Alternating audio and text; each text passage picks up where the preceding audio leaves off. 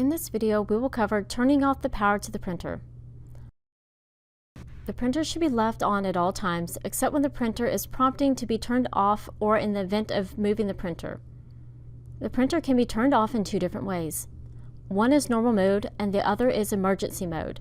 To turn off the printer in normal mode, push and hold the power button for 1 second and you will hear a beep letting you know you can release the button. Do not hold the button down past hearing the beep. The printer will perform what is called a closure cleaning to ensure the print heads remain in the moist condition. The printer will shut off immediately after this cleaning process is complete. For this video, this clip has been sped up.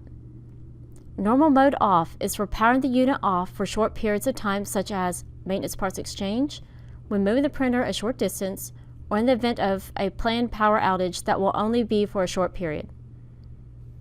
In the event that the emergency power off is needed, such as in the case of a garment jamming, you can power off immediately by holding the power button for 3 seconds. This will immediately cut the power to the printer. If this function is used, the printer will need to have the head cleaning performed immediately once turned back on. This method should only be used in case of emergency only.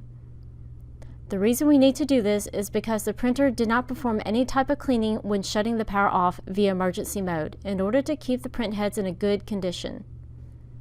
Please note that opening the lid of the printer with the power on will also cut the power off in a similar manner as described in this video. If you need additional support, please fill out our web form at brothergtg.com/help for further assistance.